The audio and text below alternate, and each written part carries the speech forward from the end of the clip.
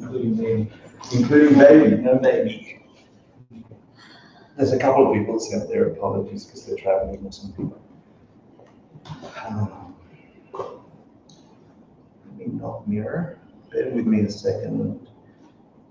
Can I ask that you maybe take a moment to ask yourself, why are you in this room and not somewhere else tonight? Like, just think about that. See if you can catch what actually brought you here. Space.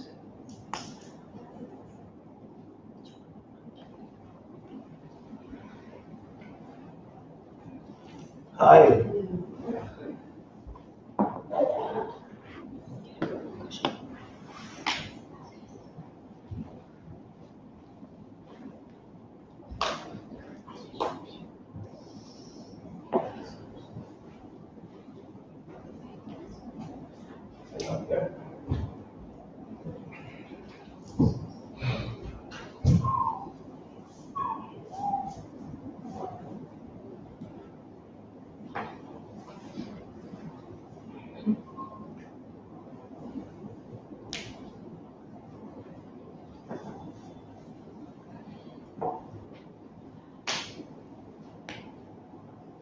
Thanks for coming, everyone.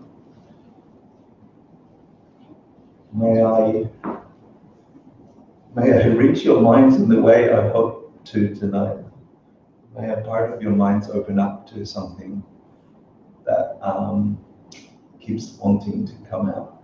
Tonight's a special night. We enter a new chapter in this book called Bodhisattva Charyavatara. I'll talk about that in a second, but tonight's really the axis mundi. Is that the part of the turning of Dharma that is the very center of the center, so hope to do it justice. We're studying a review course called Asian Classics Institute Course 18, which reviews a bunch of different topics. We've covered the first two classes, covered a couple of chapters of this incredible book. It's like a guide, a map, a user manual for consciousness. To say you find yourself with this beautiful thing called consciousness, and you come into this world with a certain inertia, and this book says stop. You can use that to actually get enlightened, and what that means is free of any trip-ups, any suffering, any hurt. Truly, you can, this book says.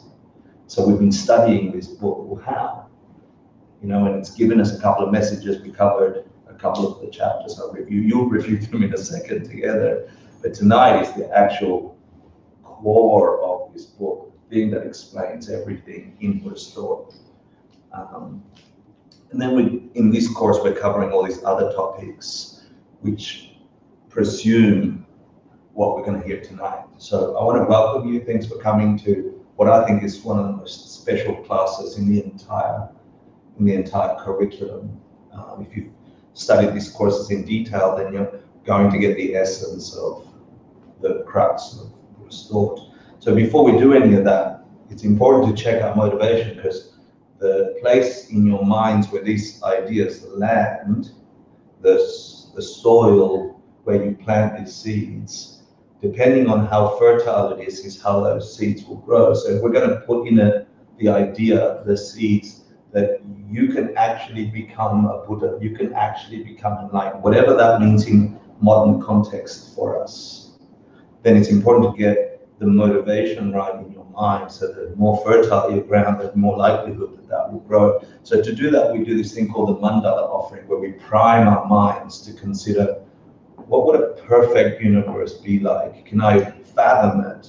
And then offer it to that part of us that learns, meaning a teacher. Yeah. Sashi Pruki Jushin Metotra Rira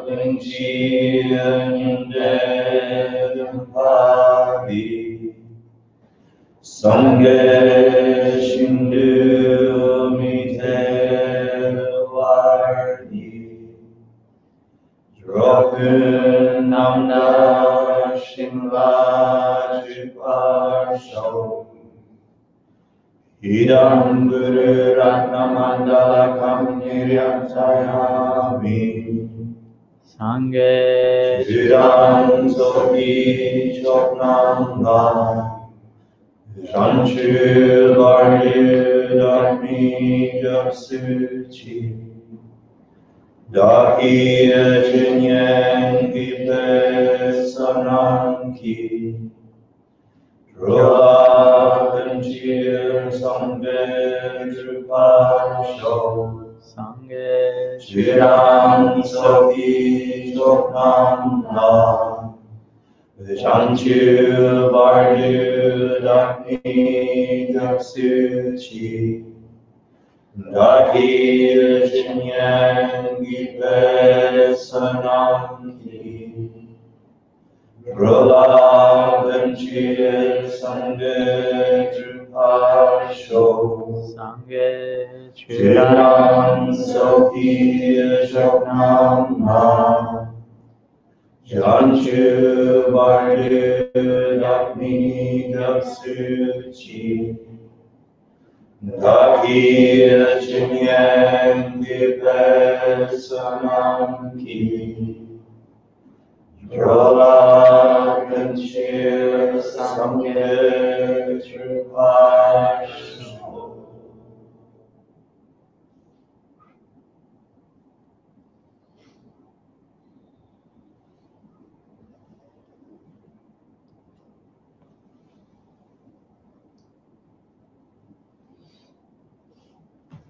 So thanks for coming. It's not so serious. You're looking very serious. I know that you're like, oh, getting light.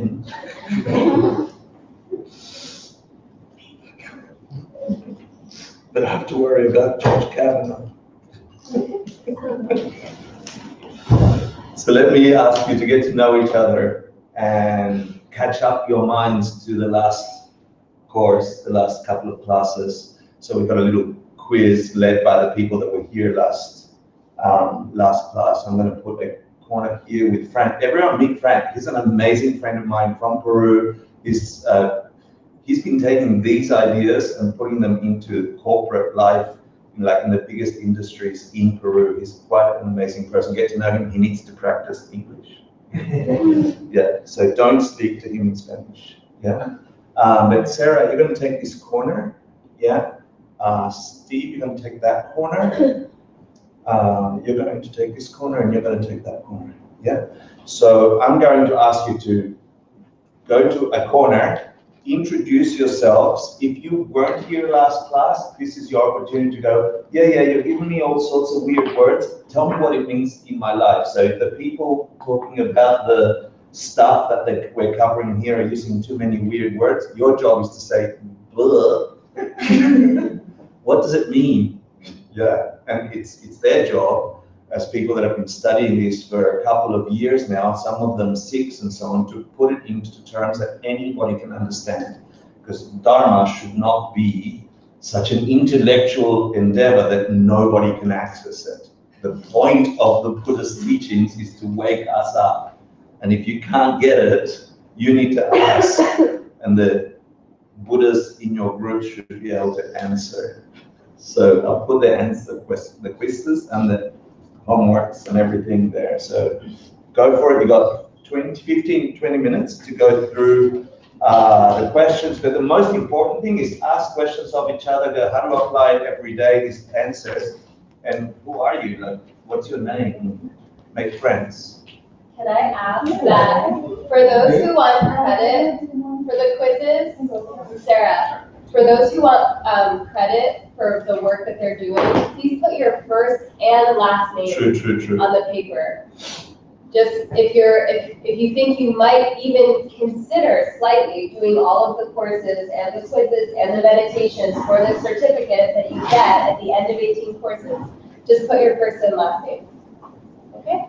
Yeah, good answer. So you're taking that corner. Yeah. Enjoy it. Be nice to each other. Ask hard questions.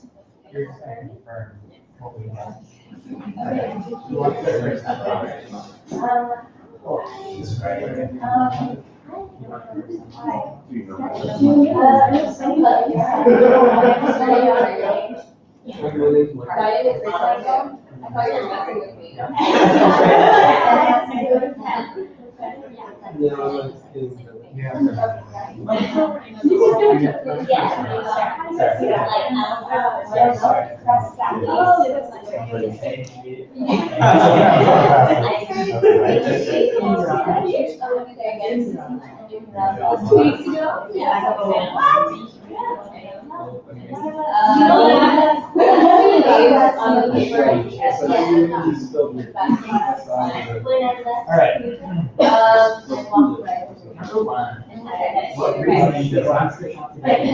So just so you guys know, we're studying the text right now called the Bodhisattva Charyavatara.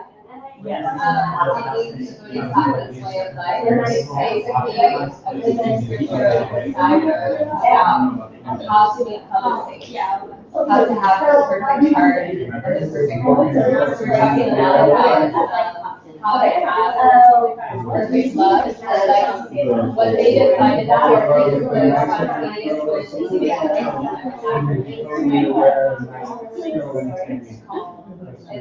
the spontaneous wish to pursue enlightenment. How did I say that? So I can hear everybody on the phone. And so that's what it's all about.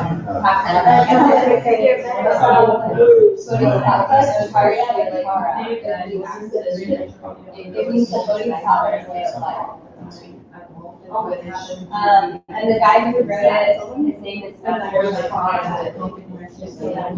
The guy. And we're looking right now. This is going over the second part of that. So we can study the part in the way the course is going. So we're going to go over the second part, and then in class today we're going to finish up the third part, which is mostly about basic So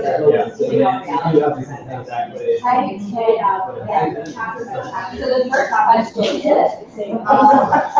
that makes you think so that's like having a use. Which they do, like, don't that we usually will do our outline.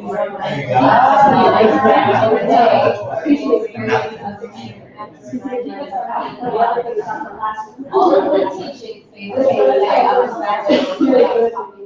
even after the point, so their anger is the biggest version of story, like any we're just talking about those right now, that anger is the lost person.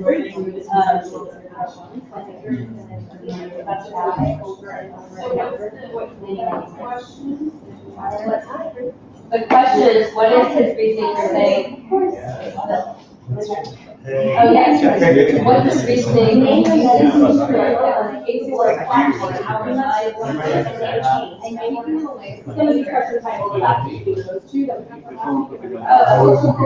Okay, I know one. People are like, oh, like, how much should I? I don't know, like, it's become so hard.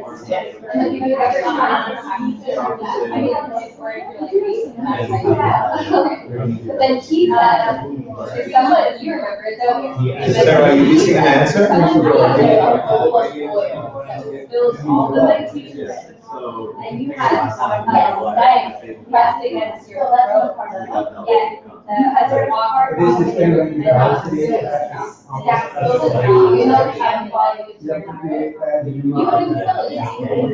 and he said, therefore, you can't watch it. What that means is just a matter of information. And I think it's like we're not always happy to like watching this really hot. You're not but I think that's where like they were under our and they had all the even if they don't Do you credit for me?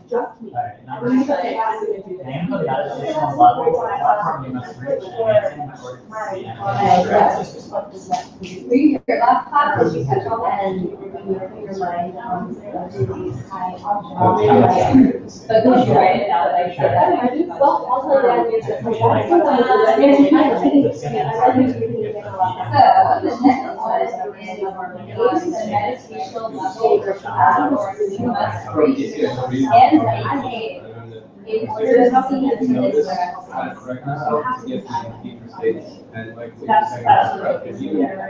Okay, I'm just gonna read this out here to you guys. I don't have all of the levels memorized, but generally they say that there are and that you have to reach certain levels of meditation in order to have this experience, which is what they call you witness directly how to cause another that. You witness directly how witness directly that reality is always extreme, and every little experience is actually related. So I actually told her So that's the meditation level that I imagine you had.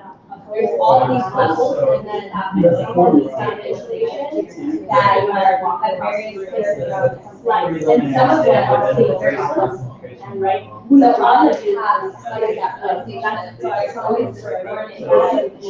So you did that stage so and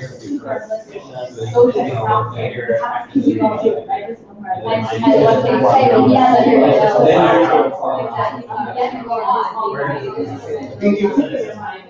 That's great.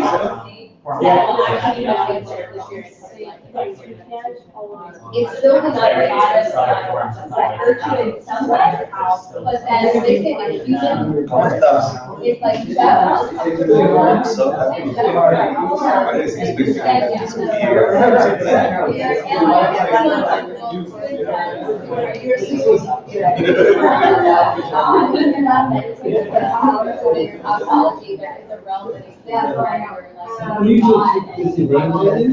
But because that's you don't, yes, I get out of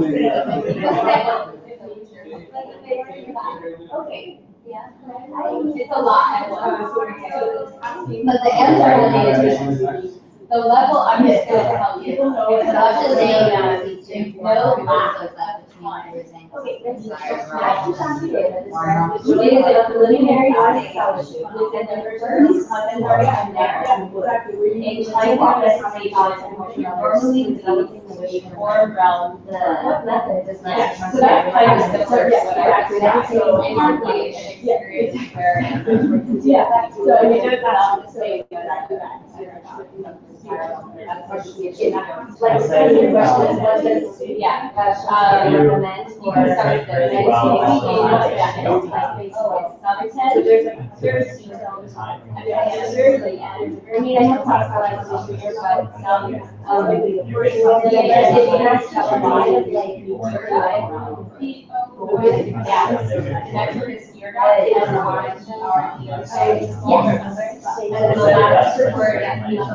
someone remember. What you said is like, first, I recommend to do that. It's like dedicated on the You setting up my to make it like probably so. the first one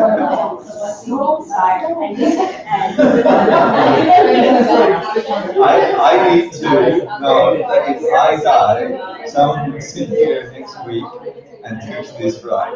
So, yeah, I want good with that. I just need to make sure.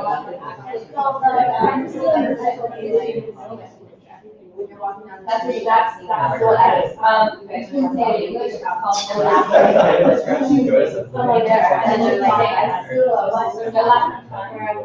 and then after the preliminary stage,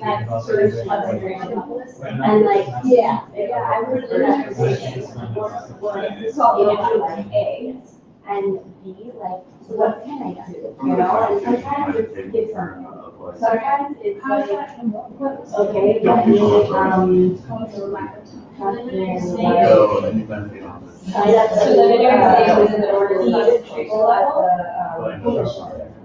it's used to form like relevant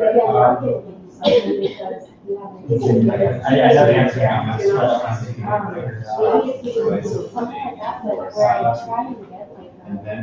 So the takeaway point from there is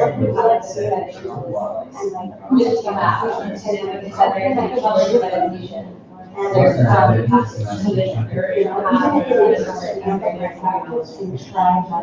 now we move on into the state where I do that. Right now, we're next question. That's your question, but describe which way is opening is in order to then really spend our time there, and to walk, and having about to talk to others about something that's like I usually don't. what method is that for something to write this first? We're talking about.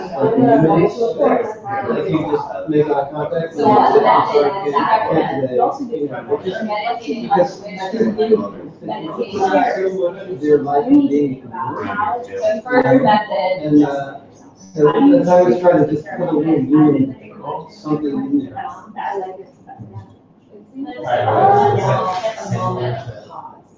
I was asking yesterday about addressing the objection that we never learn to treat ourselves and others exactly the same. But everyone does not hear us. It's like, whole thing is changed. I think it's the same as anybody else's thing, so I should do So it. basically, I use that as your house. Just from my I own. basically say, like, if you actually want your mind to improve spontaneously and it's everything that I do. Okay, I'm And trying to it's like remember a that. person, like everything, I mean, like you're taking a basketball. Basically, there's no. I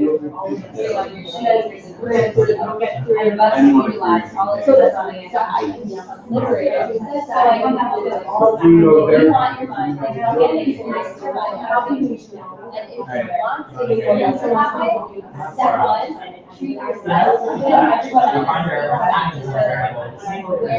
So everyone remember the irony is just as urgent as Says like another thing to have to express things all being therefore as we learn to conceptualize. so that's for meditating on the wish for enlightenment. So it's So, just and that is we're for stuck in this. and that is having this understanding. Not just wanting to become liberated yourself. Feel love. I remember, yeah. I remember the answer.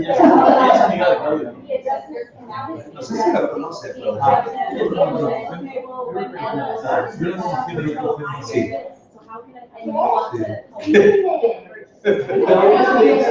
Sorry, Jess.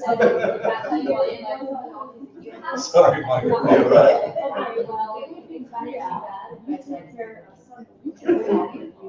Okay, so we have an objection. Okay, next question.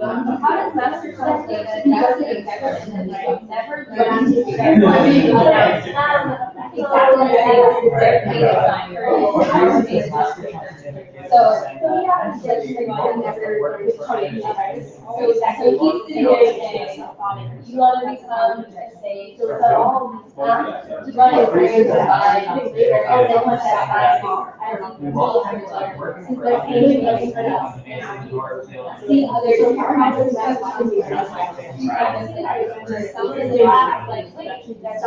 they're not like if someone gets hurt, I don't feel it. Oh, That's an objection, right? Like, oh yeah, I can say, I can pretend. Like someone, like, potentially like falling a thing, well, I don't really feel it on my.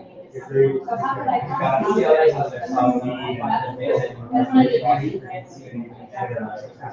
And so, yeah. Essentially starts small. Start small.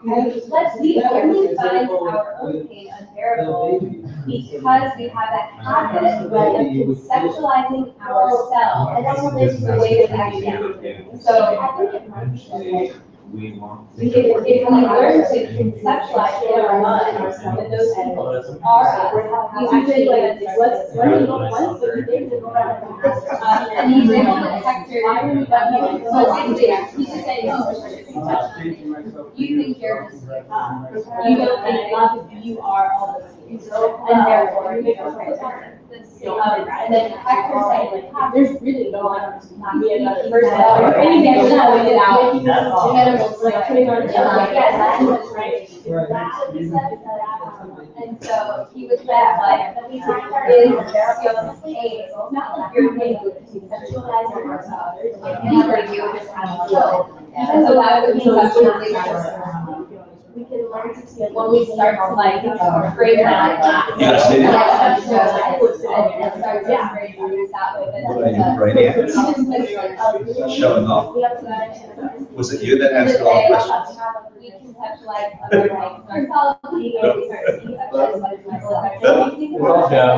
Joe, you did all the answers? Thanks. Awesome. You we Buddhism.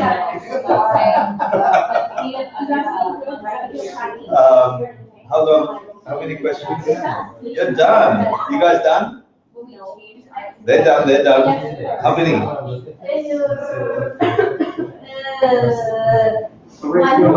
One more. Do it. Everyone else is ours. Rachel? How many more? Everyone is done.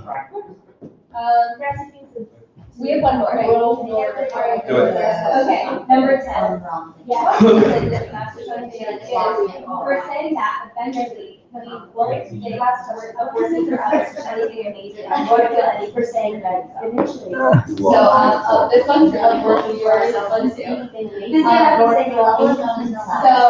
it's focusing on this feeling that we don't even start. I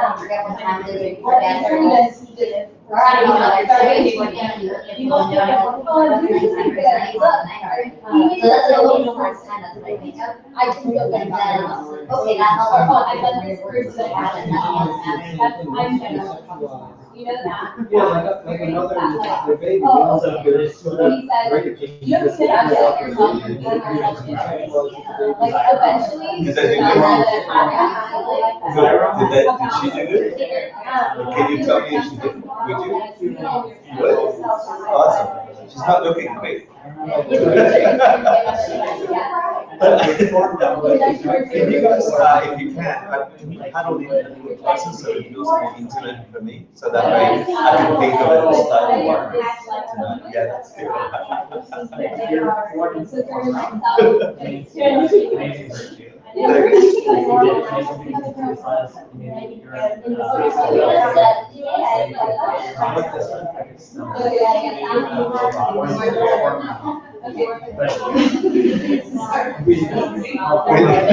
heard a little bit at the end. I was doing the like student mouth thing, like Oh, good.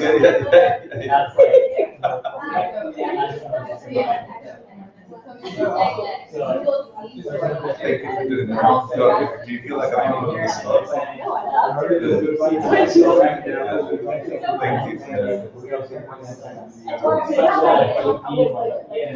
When I like struggle, I'm like, okay, I'm going to talk about it all day. I sit and I'm like, wait, how do I take this figures and I just don't remind myself? Yeah. That's the skill. What does it actually mean? As you go deeper and deeper, you can rely on it. Understand. But that doesn't mean you know. We have to keep that going. I don't know how you could like. You die and you're between. People you see on the stack do something.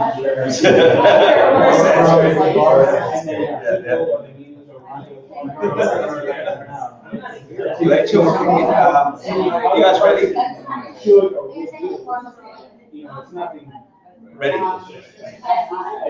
Can you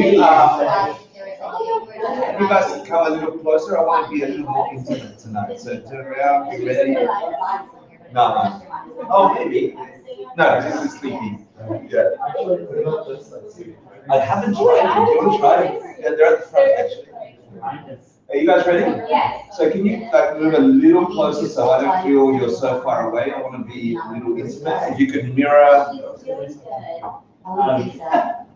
if you could mirror. Wow, I like that. That's gonna glow. Nice. Yeah. Are you gonna keep You're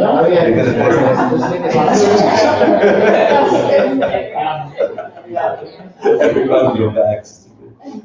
Sarah's busy today. Come a little bit closer. Yeah. Good. I don't know, like, yeah, well, you don't do that actual production or anything like that. Thank you, but, Frank. like, Hello, ladies and gentlemen. Find a cushion. Can we ask questions? Yeah, sure. Okay. But not for too long, because I'd really like to get to the questions. Well, we had a question about the question on the quiz about the form realm. Meditation? Yeah. What was the question? What? Can you, yeah. Yeah, and the answer is no time. Yeah. Which is Mikok or something. What's the question though? I don't understand the answer really. So we covered it just a little bit. When you do when you do ACI 11, when you do ACI 11, it goes into much more depth. And we touched it in ACI 3. All it is, it's actually, the lion's dance touches this level. There are 4 levels in the form realm, 4 levels in the formless realm. Okay. And to see emptiness directly, you need to reach the first level of the form realm. Yeah. What the question is implying, because the answer is a little weird, it's saying if you meditate on the first level of the form realm, which means you've gotten your mind to a kind of state that even if someone wants to wake you up, you're in meditation, you're withdrawn. Yeah. If you reach that kind of level and you don't have a good object, if you're just doing it on your breath, and you do that year after year after year after year, you will be reborn in the form realm, meaning you will have this blissed out 500 years or so is the theory, yeah? And because you didn't have a virtuous object, you just avoided doing bad karma, yeah? Avoided having ignorance or having pleasures in all that time that you were meditating in a very subtle level of mind, which will deliver you a kind of bliss and purity, but because it doesn't have a powerful object like wisdom or teacher, etc., you're just sort of stuck in the form realm. Yeah. Now, do the 9 stages of meditation parallel these other? No, they're just levels of concentration. Yeah. This is where you reach when they don't parallel with 8 like that. No. Not perfectly, but like is shamatha and then like form realm, formless realm? I don't know how that correlates. And then also, we had a question about what's the form realm being look like? Because there's not really form, there's no right? form. There's a subtle form, like a light body or something. Is the Bardo being? No, Bardo being is something else. A form realm and formless realm are in the Wheel of Life deities, like Devas and Asuras. They fit into that category. Okay. My take on that, my take on all this blah blah, is meditate until you can focus. Meditate until you get to a level. Don't try and reach that level of the form realm and label it form realm until you've got some pliancy in your mind. You've got some capacity in your mind to actually get to stillness. Yeah, either through tactile sensations or through virtuous objects and keeping your ethics. And at some point, you're going to reach a level, and whatever the sages called it, it doesn't matter, because you'll reach that level. So my answer to that is, instead of getting complicated about how I reach the 3rd or 4th level or the 5th level of blah, blah, blah, that's only a guide looking back.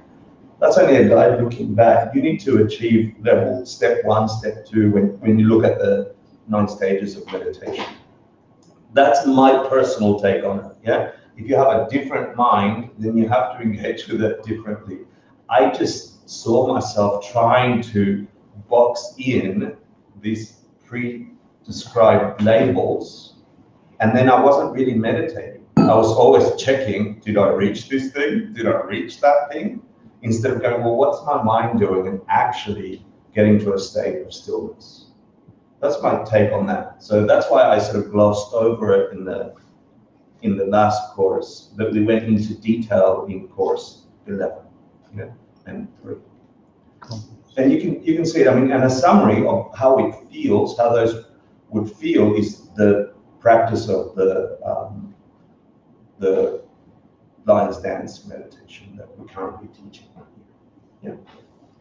Cool. What I wanted you to do is to get a sense that there's this magical book that says, don't waste your life. Your life, the mind that you have right now and the experiences you have in this life is vital for you to use and turn into something more. Yeah, that's the promise of this book. You have to check it out for yourself through experience. But before you get there, you have to have some kind of logical understanding of why certain things would result in other things. You could have just a normal life and die like the rest of us. And you could have spent $5,000 on a watch, gold encrusted, or $20 or $5 on Canal Street, and both tell the time. That you could work like 500 hours to get your $5,000 watch, or spend years in university getting a degree so you could get the encrusted watch, but you're going to have to let go of it when you're dead. Yeah, and everything on planet Earth, in our experience of planet Earth as humans, is like that. And doggies can't go to work to get watches made of diamonds, so they just chew on them.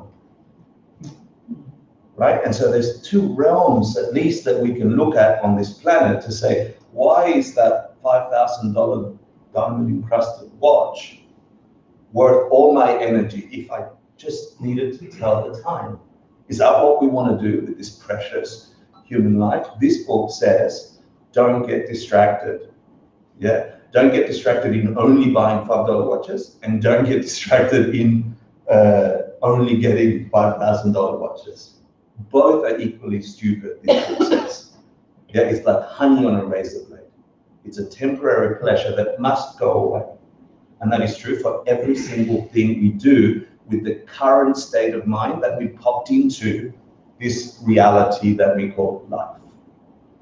This book is saying you are way more than that. The you hearing these words is way more than working your entire life to get a watch, or a job, or a career, or a girlfriend, or a boyfriend, or a house, or long hair, short hair, good feelings, bad feelings, alcohol, no alcohol, Buddhism, no Buddhism, it's all the same. If you come at it with an unexamined state of mind. What this book is saying to you, you have the entire universe inside of you. You have it not as a broken thing, but as a perfect, blissful thing. You are infinite potential. You are that, this book says. But just because I'm telling you, the book says, doesn't mean you're going to get it. You have to produce it. You have to use the tool that you find yourself in and transform the obviously mistaken experience that we're living. That's why the Buddha said, hey, realm is broken, stuff suffering, things that break down. There is nothing that you're doing right now that won't be destroyed. Sorry, nothing. The nature of being here is that when you examine it, you realize it's not just like that, it's caused. And by caused, it doesn't mean the way you think it is. Not this book refutes, and it's about to do it again, refutes the purely materialist view that things are caused materially. That you are somehow depressed or anxious or lonely or sad or happy because of chemical stuff going on in your brain. It says bullshit. That could be why, but the thing that's charging the chemicals, the thing that's charging your conception of chemicals moving or atoms moving is not the physical stuff. There's something deeper. And that's what this next chapter is all about. It's getting to the underbelly of you being infinite potential, you being the universe unbroken. Sounds like a huge promise, right? You right now have that in you, that potential. But something is preventing us from accessing it. And so the beginning of the book says, don't get angry. Have joy every time. Like, start loading the machinery inside of you, your perceptual machinery, with the code that will show you you are not just human. You can reach us. And in other words, freedom, enlightenment are all meaning this. You don't have to be the way you perceive yourself to be, including I'm a human with a timeline. I'm going to kick the bucket at a certain time, and that means whatever that means to you. Everything, without exception, is up for grabs if you understand the real nature of this thing we are. And so this chapter goes deep, and it's hard. This chapter is difficult. So far, the Master Shanti Deva said, be ethical. If you take care of other people, don't ask me why, just take care of other people.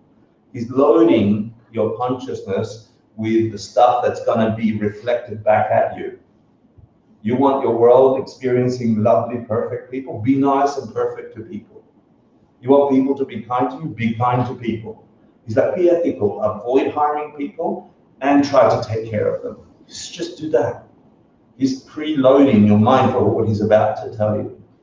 He's like, and as you build that positive power inside that thing that is you, your mind, the seeds that are going into your mind that project your reality, he's saying, don't screw it up by getting angry at anyone. Doesn't matter even if you should, don't do it. Because getting angry is like a time bomb that cuts chunks of those goodnesses away from you.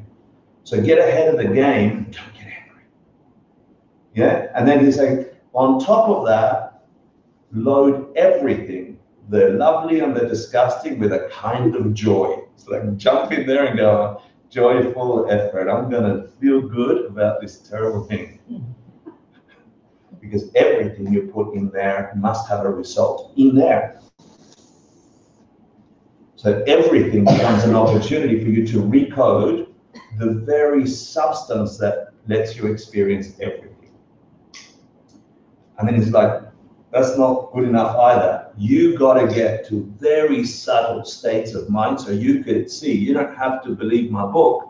So you could see that it is your mind producing your reality. And to do that, you better meditate. You better get to a place of withdrawal. Go to the forest, he says. There's a whole beautiful chapter about how lovely we are. We got rid of our hair. We got rid of our $5,000 watches and our Mercedes. And we are naked in the forest.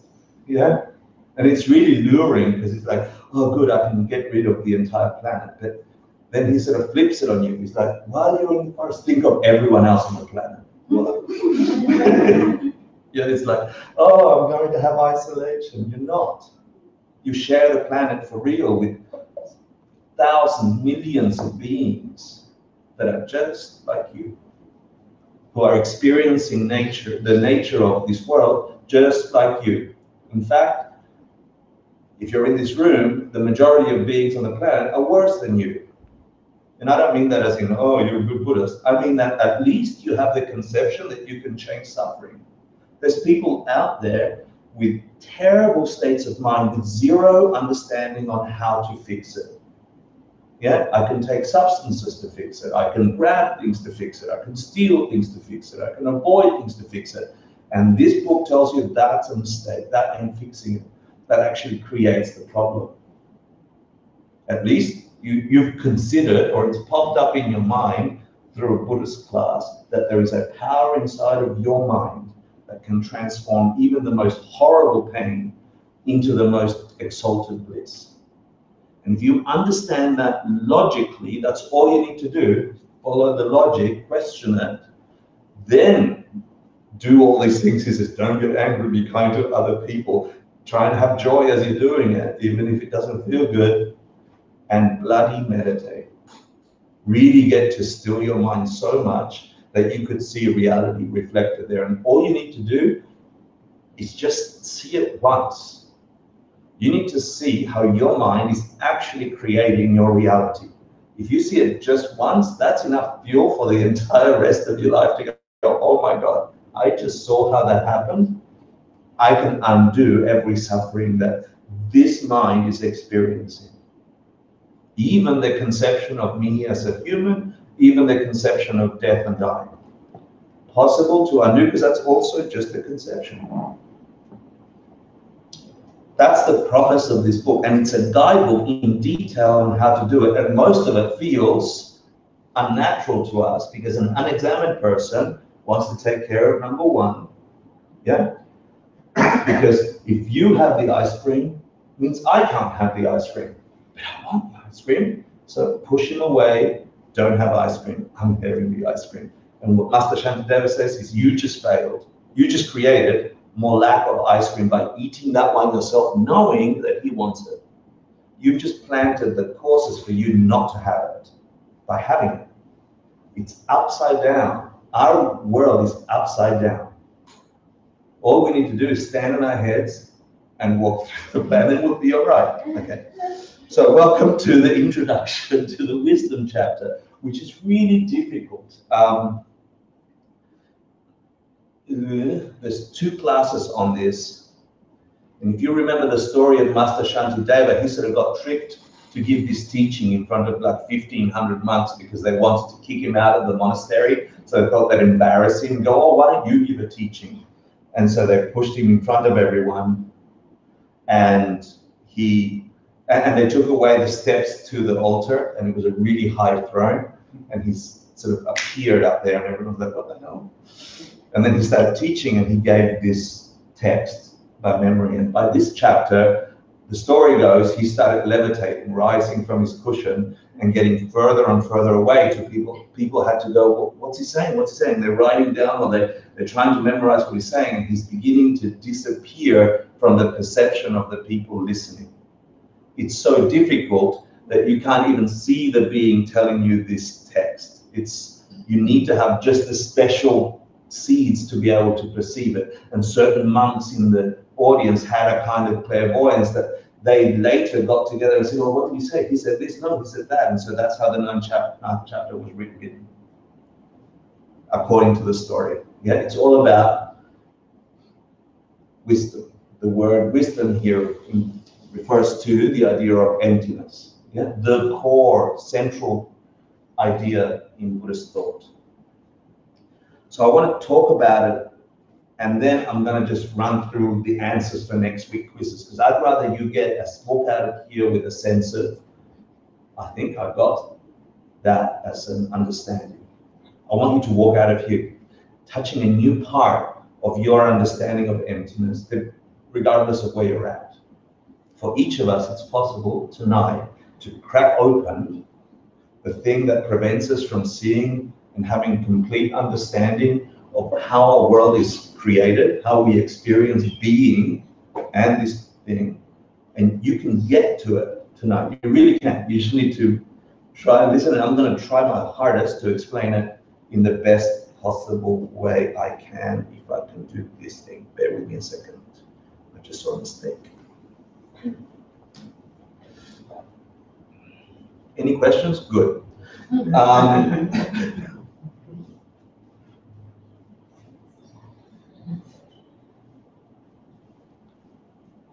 So when I first heard the idea of emptiness, I got taught it as this thing called the pen. I'm just going to run through it with you quickly.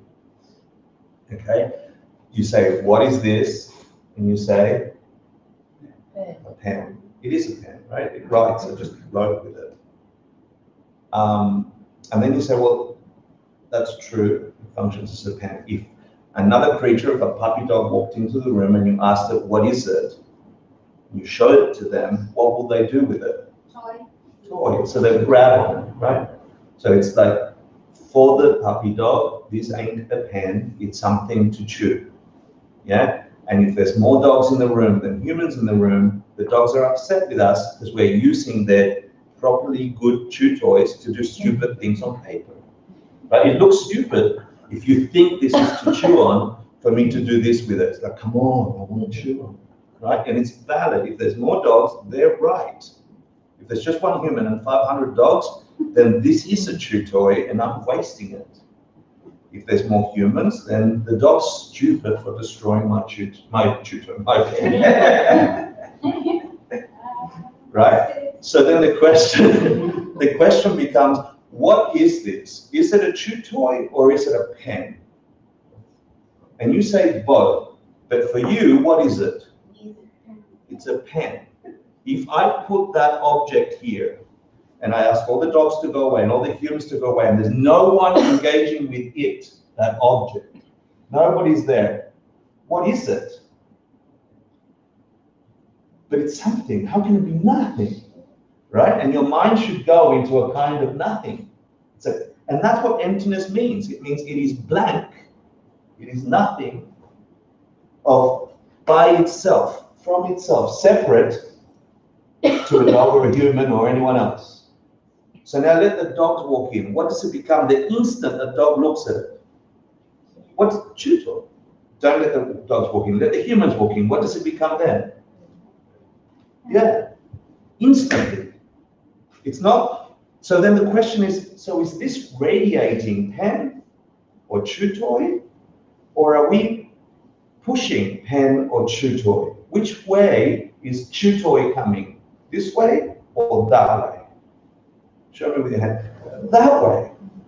Now, then how is pen coming? This way or that way? That way. That's clear, logical, no problem, right? This is empty of being pen by itself. It's dependent on something from here to make it pen, then it's pen. Otherwise, it's chew toy or it's potential. But it's empty of having that nature we call pen. Is that fair? Cool. Now, I don't want it to be pen, so bullshit, it comes this way. That's our objection. Is that, what do you mean? I'm not making it pen, not by choice. Prove it. Okay, make it into a sword. Make it into a sword. If it's coming this way, make it into a sword. So then the answer is what? You don't have the seeds to see it as a sword. It's not by choice in the moment. Yeah, I am forced to experience. We just proved it. I am forced to experience this as pen and not chew toy. They're forced to experience it as chew toy. That's what it means to be in the animal realm, or the dog realm at least. It means to see objects in a specific way. That's what it means to be a human, to see objects in a particular way. It's not having arms that makes you human. It's having this thing forcing into everything in a particular way that makes you human, according to this system. So yes, I'm projecting it, but not by choice in the moment. Okay, that makes sense. So where the hell did pen come from? Is the next obvious question. We figured out the emptiness of this object. It is not a pen by its own nature, radiating pen. If you get this, you've got the entire 9th chapter. And we're going to go a little deeper, right? But that's the basis. We got that. It's empty of being what we think it is. But is it a pen or is it not a pen? It is a pen. Does it work like a pen? Yeah. It's a pen precisely because you are forced to see it as a pen. There ain't no other pen than that. There ain't a pen out there without us. That's the only pen there ever was and there only ever will be. The pen that comes from us together. Pen. Or the chew toy that comes from puppy dogs. Yeah? Or the choking thing that comes from elephants. There ain't no other thing, no other way that that could be, according to this system. So then the big question comes, if that's true about this object and this object and this object and everything is like that, everything is empty of having that nature, including me as human, including my minds, my emotions, etc., etc. If you get this, if everything is like that, then what the hell is making it a functional, nice, colored pen? We know it comes from somewhere in my mind. being projected on an otherwise blank object. Yeah? So what is it that's giving it the qualities in here? And that's what we're going to cover today. Understanding what it is that creates this. So when I first heard that, I'm like, Geshe Michael says, you see, this is an illusion that it's a pen. That's what an illusion means. It appears like a pen as if it's out there. That's an illusion. That's the whole idea of illusion in Buddhist thought. You're looking at it wrong. There's a mistake to think that it has a nature and that water is nourishing from its own side. Nourishing or a death trap for a tiny object, insect. Nourishing or a death trap. Does it have that nature? So everything is like that, potential. But we're experiencing as an active thing, everything. And we got to find out what put those seeds in our mind to create that experience. The whole premise of the book is understanding that, and then every Buddhist practice makes sense.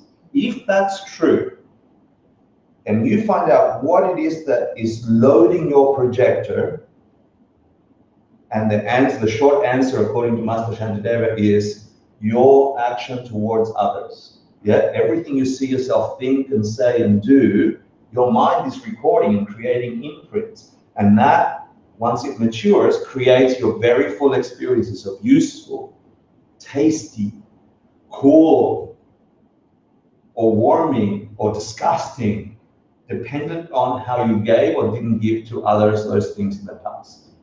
Theory. Yeah.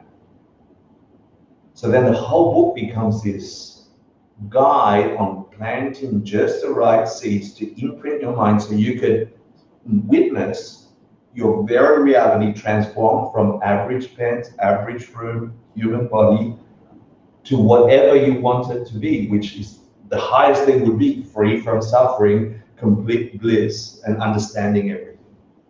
Buddha, enlightenment, woke up from the illusion. So when I first heard this, don't know why, and you all probably have some of your own, I thought, okay, there's something I'm doing wrong. I'm not looking at things the right way. I remember leaving the class and just looking at trees and light posts, okay? And going, if I look at that light post right, somehow all my suffering is gonna go away. Right? If I seriously, I would just stare at trees and light posts on the street, going, there's something I'm doing wrong, and it's causing my suffering. That's what the theory is. If I just saw how things truly were, I will be free from suffering. So I'd stare at trees, and I'm like, is it this way that I'm looking at it, or that way that I'm looking at it? If I just find out. And so it frustrated me. It used to, I'm like, there's nothing I'm going to do differently because I'm seeing this tree the way a tree is. So what that it's coming from me? It's still a tree. I don't understand what he wants me to see. Yeah, so if you're there, good, because you can evolve. What's the definition of an illusion? What's the definition of an illusion? Anyone? Something you think is there, something you believe is there that's not really there. Yeah, so it appears one way, but in reality it's another way, right? That's an illusion. Yeah. Cool. So Buddhist thought tells us every single thing we're seeing, because we think it comes from this way instead of that way, is an illusion. The real way it comes is this way. We just proved it logically. But we don't have that capacity. We have to think through it, and it hurts our brain. Our natural, unexamined way of looking at the world is, here's a pen. Okay, shut up about it. Get on with it. I need to move on to a tree, or computer, or my head, or my emotions, or my sadness, or my anxiety, or my love, or my car, or my watches, and the rest. And we're too busy to start staring at trees to try and understand the ultimate nature of everything. That's for Buddhists in caves. This book says, no, it's for you. You want to know what it is that is causing your anxiety, your sadness, your depression. You want to find out what it is that caused your moments of love, joy, abundance, it's not the way you think it is. It's not by accumulating more stuff or grabbing that stuff. This book says it's the opposite. You've been doing things that later produce these experiences on otherwise empty objects, and if you know what they are, you can keep manufacturing love until it doesn't stop.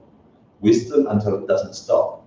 Abundance until it encompasses the entirety of the universe. Not life, so it doesn't end. The real promise, it sounds crazy for us because we're so used to everybody dying. And of course that makes sense if you don't even have the seeds to perceive that that's a possibility. Maybe I digress. So the illusion, what is this illusion? Yeah, there's something we're doing wrong according to this view that keeps us locked in to suffering. And I'm going to jump to just one. I'm going to do two of the questions on the quiz, but then I'll spend a bit of time on how you can get under the skin of that misperception, the thing that creates illusions, the thing that creates all the wrong ways that we engage with reality that cause more suffering. The first, there's a question that says, if all I said is true, why are good and bad deeds just like an illusion? Why is everything like an illusion, including all the good I do and all the bad I do? Because you're forced to see it as good or bad, but like whatever action, you could pull it apart and be like, well, that person didn't have a nature of their own, and this thing I'm doing between this, and like I don't, but like your brain makes it, or your mind makes it good or bad. Good. So yes, very good, very, very nice. Yeah. So what I just told you, as far as I can tell, intellectually and experientially, is absolutely true. This is empty of having that nature. That nature comes from something in us. If we like that nature, then that something in us was good. If we don't like that nature, that something in us was not good. Like produces like, simple, like normal seeds. Yeah. If that's true, then a good experience or a good deed that you think is going to give you a good result still is an illusion. Yeah? But an illusion functions. So just the first thing I want to highlight is just knowing these facts. If this is true, knowing these facts won't alter anything. You're still going to get hurt. You're still going to fall in love. Things still going to break apart. You just figured out that there's another engine making them happen. They're still going to happen. So I'm like, I don't know how many years I'm like, but I'm studying Buddhism now. Why isn't my life better now? I sat in a lecture. Why didn't my life improve? And your answer is? You have to practice. Yeah, if my world comes from the stuff I've done in my world in the past, and it's being projected onto my reality, I've got to get busy adding new images to my projector. And if I want them to be of a certain nature, if I want to really understand the world, what seeds should I be planting? Like how? Like teaching others. Help other people understand whatever they don't understand. Plan, plan, plan. With my mind trying to encompass that of understand everything. Yeah? As much as I can. If I want to feel joy and love all the time, what should I be doing? What should I be planting? Huh? Give others and help others find joy. Yeah, there's plenty of creatures on this planet, lonely, sad, depressed, unhappy. Make them happy. Yeah, but I don't like that one. Fine, you won't get that result. No problem. Enjoy your partial happiness. The happiness that ends. If what I said is true, then every action matters. Every single action matters. Every thought matters. Every word matters. Every activity matters. Because who's recording it? Your awareness. Can you say, I won't record that shitty thing I just thought about, Jeremy? You could say that. You could say that, right? But what are you recording? Or you could Yeah, you're correct. You're recording deception. as well as the shitty thing you thought. If you are a perpetual recorder, that it takes some time for those seeds, if you like, or those imprints to mature and ripen into your reality that appears to come this way. If that's true, then absolutely everything you think, everything you say, everything you do matters. And who does it matter for? So let's say I was mean to Jeremy. Yeah? You're silly. Yeah? That was me being mean to Jeremy. And I had this yuck when I talked to him. Will he get hurt when I say, you're stupid, Jeremy? Will he get hurt? Maybe. Huh? Maybe. He might, right? He might also not. Dependent on Jeremy. Yeah? By choice or projection? His problem, right? Whatever seeds he planted in the past, he's going to interpret my words like a pen. You're silly, Jeremy. And he might sit there going, oh, that's funny, because I actually don't feel silly. Okay, Hector, you're deluded. Yeah? Or whatever he thinks. Or he could be wounded. Oh my God, it's so bad. Yeah? It's not coming from the words that I say for Jeremy. Now, who heard the intention behind my words? Who knows the real intent behind what I wanted to say to him? Yeah? Could I avoid it? Pretending I don't know what I mean? No. Right? So it's here, it's recorded here. And for those of you who've been practicing for a while, even if you're not super conscious about it, if it's just that really shitty habit that we have about downing people all the time, that's actually worse, because you are still recording it and it's gaining inertia. Does that make sense? It's revolting, right? It's actually freedom. It's not revolting. You've just found the real cause for why things break or why things come to be. If that's true, you've just found the holy grail to your own freedom. Now, obviously, when you first see it, it won't be pretty. If there's broken things in your world, there's broken things in your world. Just realizing that there's broken things in your world, don't fix broken things. Broken things need to be fixed by actions of body, speech, and mind. Because that's what's being recorded. And then when you understand that intellectually, the illusion begins to break down. The illusion that things come this way begin to crumble. Because you've been actively undoing that patiently, because you're sick and tired of the way things used to work. You're like, I've just found a new method. I'm going to try this for 3 months, 6, whatever it takes.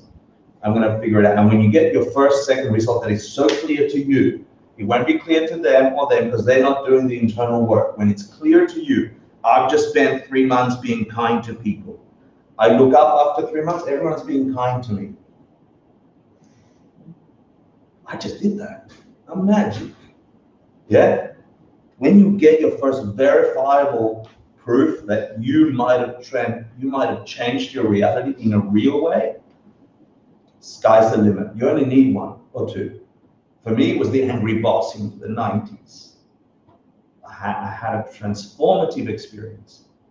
Go to the TED Talk, have a look at it. And it was transformative. And it gave me energy and faith in this process more than the other process. There was no other way to change an angry boss into a possible enlightened teacher than the way I did it consciously. No swapping bosses was ever going to do that. I know because I tried it beforehand and afterwards. Yeah, because I had doubt afterwards that maybe that was a fluke. It wasn't. Yeah. So what your answer is right. The illusion of I'm doing good, I'm doing bad, good deeds, bad deeds, is still an illusion. It's a perception forced upon you by your past karmas. And the fact that they continue to function even after you know the mechanism, right? So what? You know now where things come from. That doesn't, I want to highlight that, right? Because many people come into this idea, this wisdom, and say, okay, my life is going to be perfect now. No, in fact, if I'm really honest with you, your life is going to be a little bit worse for the beginning. It's going to be a little bit worse because you're going to get real.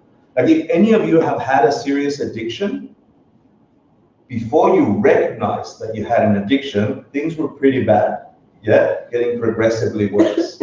Then you're an addict. You call yourself an addict. It's worse at that point. It's like, oh my God, there's all this to deal with. Before, I could just ignore it. Now there's this. And that transition, that period where you see your stuff for real all of a sudden, with clarity all of a sudden, that can feel worse. In fact, it's better because you actually have eyes to see. And so, if you've never meditated before and you want to learn to meditate, you're going to discover stuff in your mind that's not pretty. Don't get upset. Get happy. Joyful effort. Great, I found some garbage to clean. Because if you don't find it, it's going to fester and grow and create your experience. Better find it now so you can clean it. And there's no better way to find it than understanding where it comes from. Because you can quickly do something to fix it. So if this way of things existing is really how things exist, projected upon otherwise empty objects, we'll get to it, based on what we've got inside of us, which is what we've recorded ourselves doing, saying, and thinking, then our job is simple. Think good, say good, act good. Towards whom? Just him. No, because then all these people you know you're ignoring. To everyone. Then that's multiplying the imprint by everyone. The results will be quicker. Make sense? If that's true, if this is only a pen because of my projection, then this is only a hand because of my projection. It's actually food for a lion. Yeah? It's actually home for bacteria. It's actually dexterous to me. Is it dexterous because it's a human hand? We think that way because we think it comes, everybody has a human hand. That's a human, right? It's not that way. Under investigation, this sausages with hair on them, something in my mind is labeling it and calling it useful arm until it's not, until I get a stroke and then it's useless arm. We said, oh, he had a stroke, useless arm. No, this is saying what was previously useful because there was some virtue projecting onto it, the virtue stopped. Now it's not useful. Different way of looking at your world. Looking at the ultimate cause, and that is the chapter on wisdom. Getting that in your mind and then beginning to habituate your actions and then giving it some time to ripen is the ticket to freedom, enlightenment, awakening. All that means is that you are no longer sucked in by the illusion that things are the way they appear. You've figured out a way to crumble it. Just because you figured out a way to crumble it and you've tested it a couple of times also doesn't mean it's an easy journey. Until it's an easy journey, that's another story. I'm going to give you a couple of answers to some questions.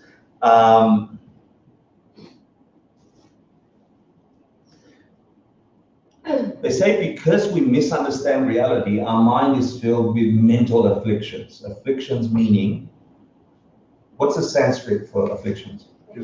Pleasure. Cool. What's it mean? Afflictions. Yeah. I just saved myself from really planting a terrible karma with this thing. Yeah.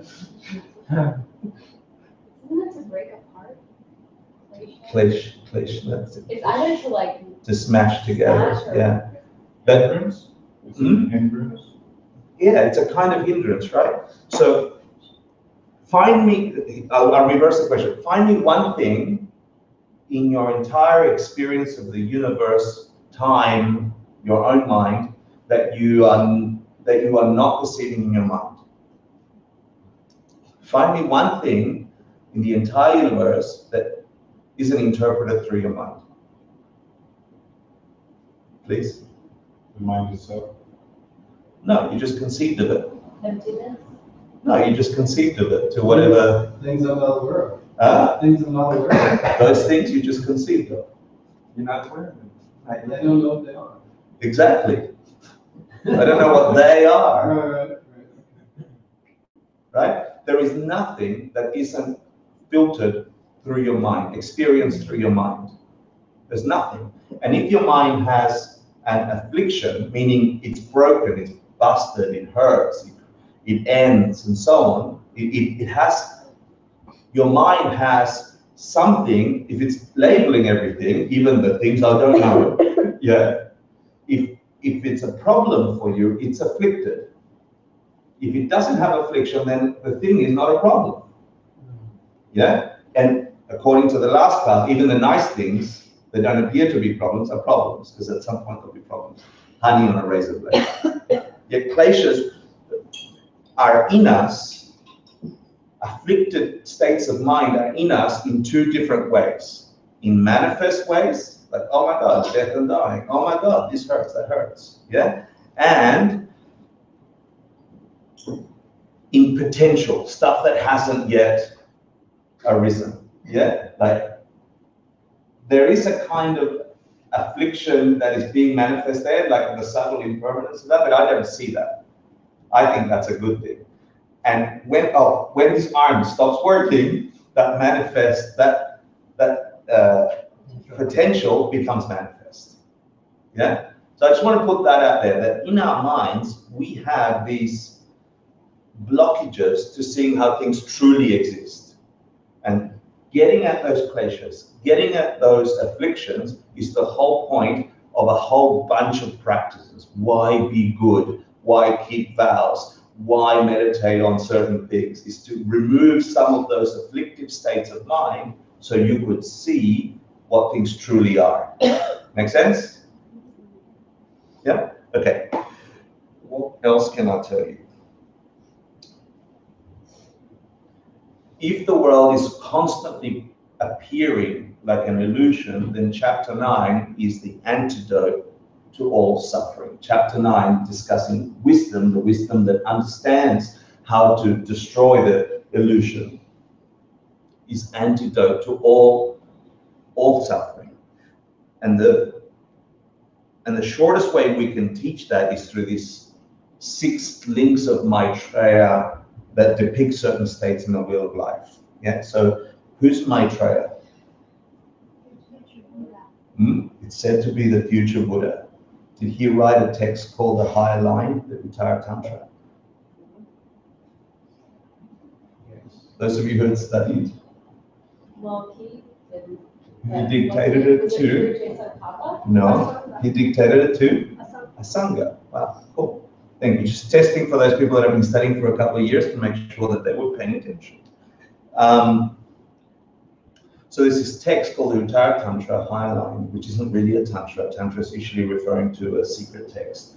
But this book written around, dictated around 300, 350 AD, is actually a really good source for summarizing the entire 9th chapter, because we won't be able to do it here.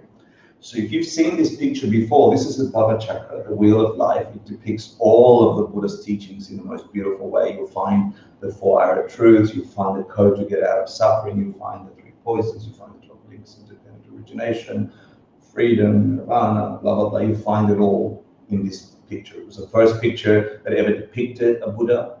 It was painted around the time when Buddha was alive on the planet.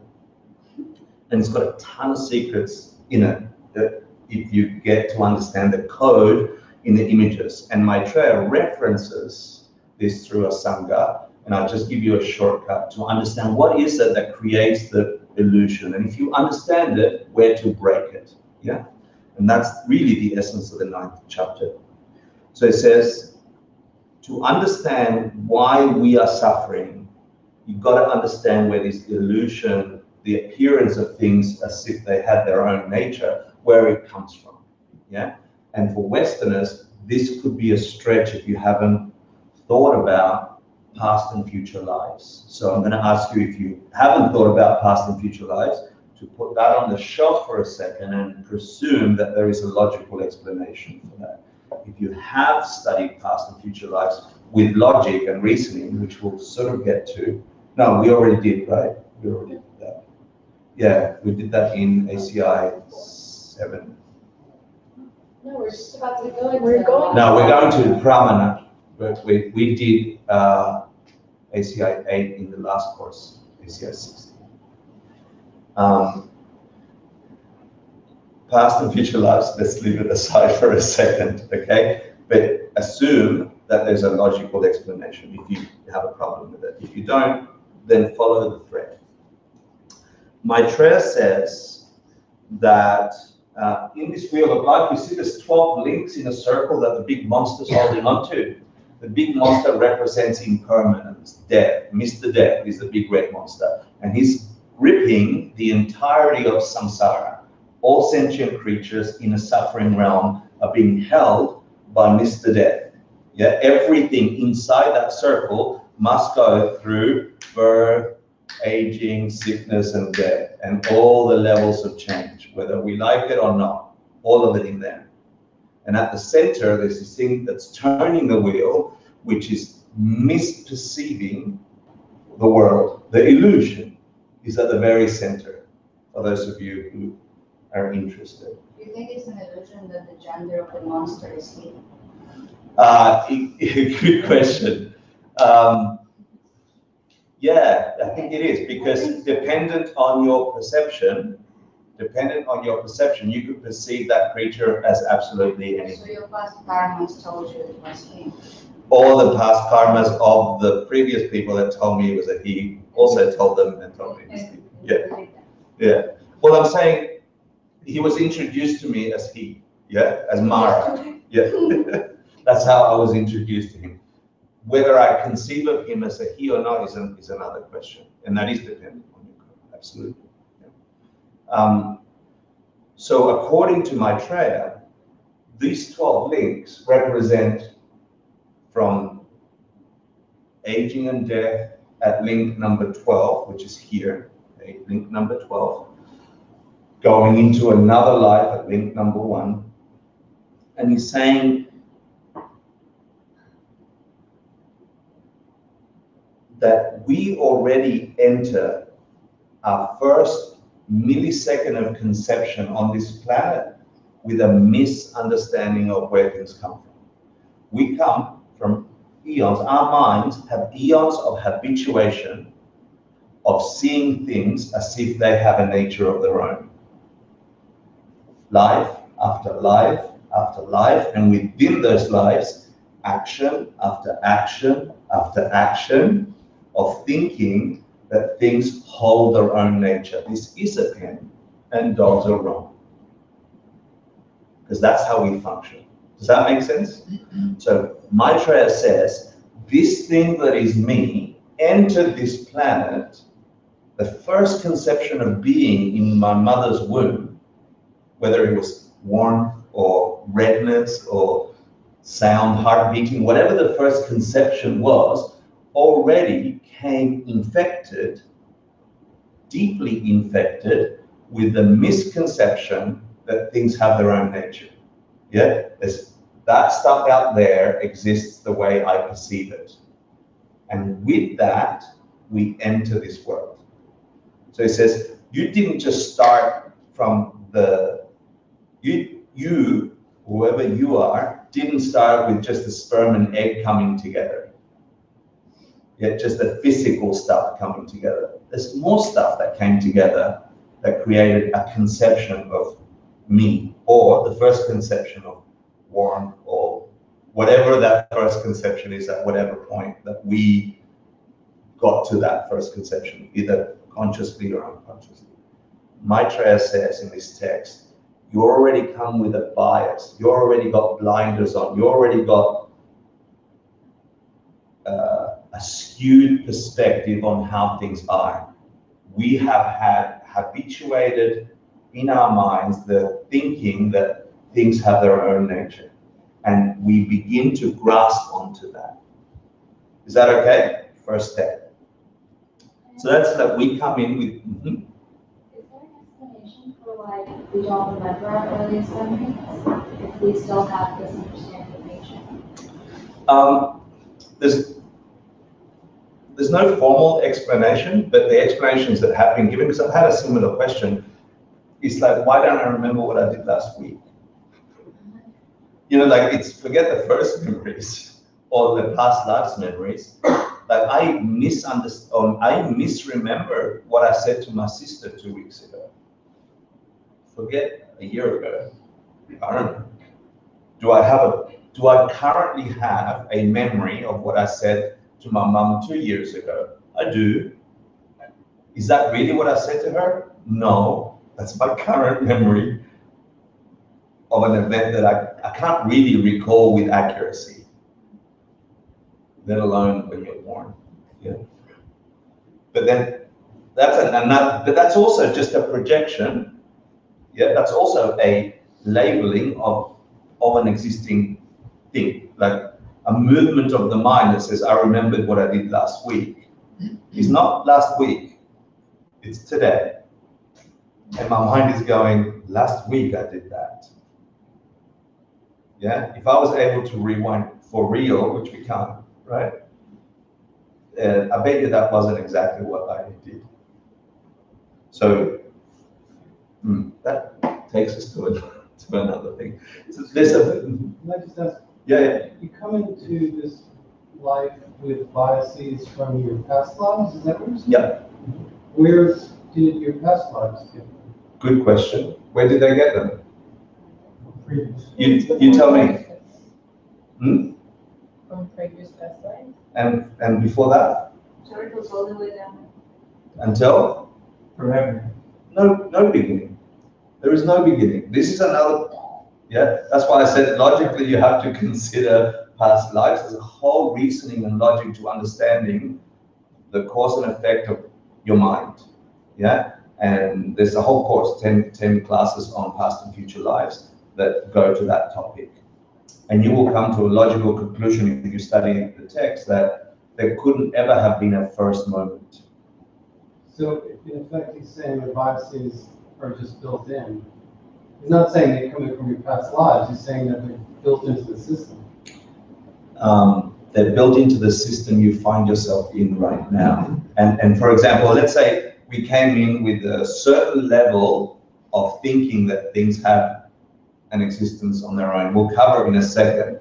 What we'll do is we'll layer upon whatever level of thinking things have nature. We'll begin to layer through a learned method of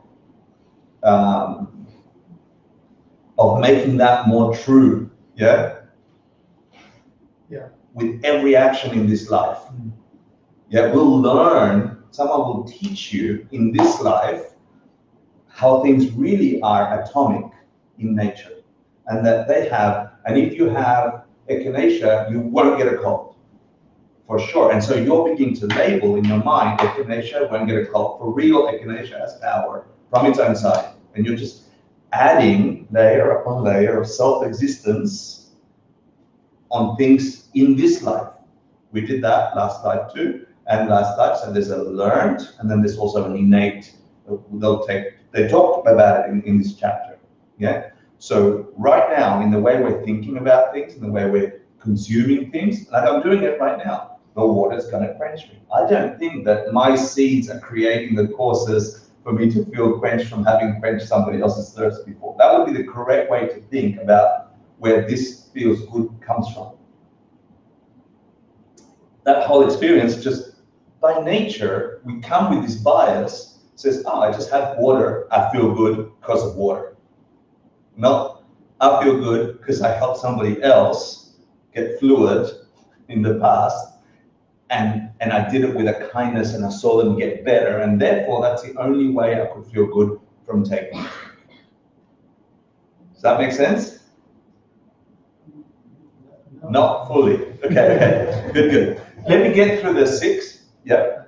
So he says, look, you are predisposed. You are coming with a bias from some time before. That is pretty clear because every sentient creature on this planet is also behaving as if things have their nature. So on this realm, in this planet, in this experience of being, that seems like a predisposition that must have come from before. Yeah, and they call that past lives. Now, because of that predisposition, are we only 12 or 1 up there? 12. You enter this life and things begin to appear like they come from their own side because you've got that predisposition. You've habituated your mind from before to see things as having their own nature. And in Buddhist terms, that means having a self nature. That's what no self means, no self nature. No self nature. Yeah? It doesn't mean you don't exist. You're no self. It just means no self nature. No self nature. Yeah? Nature comes from projections. So it says because you come with that predisposition, you are now infected 24/7. Is that 2-4? That's what it means, 24/7. That's funny. Yeah? That things begin to appear in this world as if they have their own nature. Yeah, they appear that way to this consciousness. And to me, that was the tree I kept looking at going, does it have a nature? Does it have a nature? Does it have a nature? Yeah. And for us, it's the ice cream, the goodness in the ice cream, right? Like, who likes ice cream? Yeah. What ice cream do you like? Vegan. Boring, right? Like, vegan ice cream is the most disgusting thing on the planet for me, right? It tastes like garbage, like cold garbage, yeah? Stephen loves cold garbage. Now I know because our fridge has some, yeah, like has Stephen's cold garbage in a can, yeah? Next to it is the real ice cream, the nice one, right? Like dulce de leche ice cream with cream. Yeah. Otherwise, it wouldn't be called ice cream. It would be called ice garbage. Right? So the fact that Stephen absolutely loves the cold garbage as he puts it onto his tongue, but you think that comes from the veganism or whatever. Yeah, you think that comes from the garbage, the good taste that he feels. Right? It's that. Which brand is it? Just an ad. Yeah. Hashtag ad. Hashtag Ad. Sponsors. sponsored by Van Leeuwen's hot. Van Leeuwen's Cold vegan garbage. Right? So at the time that he is enjoying that garbage, it is real for him. Yeah? It has a nature. Yeah? The proof that it doesn't hold that quality is when I look, just thinking about it is revolting to me because I've tasted it and it's not nice. For real. The nice thing is the dulce de leche, made out of cow teat secretions. But it's so yummy. Does that ice cream have any nature? Did that vegan ice cream have a nature of being yummy from its own side? Why not? Because I hate it, and I'm not super crazy. Like, I'm a reasonable human, yeah? And I can divide the entirety of humanity and put it next to that cold garbage, and they'll agree with me. Oh, but there's half that will agree it's yummy. So it proves it doesn't have a nature. Right? But the fact that the tendency to see it as having yumminess from its own side came from Stephen's mind, yeah? And my mind. It has a tendency of being garbage. It has a tendency of being not garbage. But both ways of perceiving it are infected with the idea that it has that quality. Yes or no? Yes. Yeah, both of those ideas are infected with what Maitreya is saying. He's saying, you are for sure that Stephen is making a mistake by liking garbage, and you are not making a mistake because you are clear. And Stephen is doing the opposite. We're both sure. That creates suffering. That's the great irony of our existence. I'm now going to fight Stephen to please don't put garbage in our freezer. Yeah, it's unacceptable. And when I run out of the good ice cream, my only option is garbage. That's bad for me, right? And so I'm going to argue with him. I'm going to fight with him mentally. I'm just going to have stupid thoughts about his preference. That's planting seeds in me. Because I misconceive what really is going on. And what is really going on? Is there any nature to that ice cream? No, according to this, impossible. Does that mean there's no ice cream? No, there is ice cream. We're talking about ice cream. It's a slippery thing that we have to do with our minds to flip it into seeing what is really happening. But when you see it, you can never go back, even if you see it intellectually. And then you're stuck with having to deal with reality. Yeah, so Maitreya is saying, you guys come infected already with a habitual way of looking at the world, which is things have a nature. As soon as you come into this thing, things begin to appear as if they have their own nature. That garbage in the fridge has that nature, or that beautiful ice cream has that nature. It feels that way. It really functions that way. Don't worry about it. It's not your fault. It came from before. Yeah, and sometimes I think when I look at comparative religion, is that what they meant by the original sin? You know, is that what it means, that there was something originally in us coming from before that's forcing us to see things wrong? Is that what they were saying? That's one way to look at it. I mean, I was just guessing. Yeah, but that is one way to look at it. Because it's still our perception rejected. So, because most people in religions don't have that viewpoint, but it might be important. Good, yeah. So, I lost my thought. Okay, it's over there if you lost it. Oh yeah, I It's in just the- found it, actually, it was there. So if you see Stephen enjoying it enough times, Yeah. wouldn't that create, according to the theory you've been presenting? Ah, good question. Where do we fabricate? Where do we generate? Where do we create? Garbage for him, you'll actually be like, oh, maybe this is not. Perfect. Yeah. What is it that's forcing us to think that's terrible and that's good? Yeah, and that's what we say, think, and do. So one way to shift my perception of garbage into beauty is to, first of all, remember things that have a nature and really let people enjoy the things they enjoy that are good for them and good others. And eventually, my perception will shift where there isn't any garbage anywhere, not in the freezer, not anywhere, and everything is having the enjoyment that I've put out to others. That's really Have good. you seen that No, I actually sort of like it, but I don't want to tell you.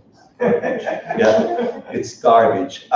So because we have that tendency, things begin to appear as if they have that quality.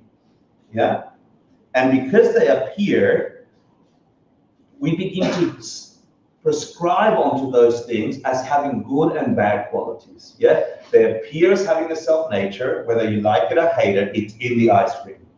Step 3 is that you like it or you dislike it. That's sort of layered upon the self-existence. Make sense? Yeah. So step 3. And you begin to think that the pleasantness comes from specific qualities, like the sweetness or the this or the that, and you really think it's in the thing, and you begin to perceive that. And then because you are perceiving this, and this happens in a millisecond, you either begin to, here is the important word, ignorantly liking it or ignorantly disliking it. Why ignorant liking and ignorant disliking? It's the stuff you were just saying. Because the ignorance is the misperception. Right.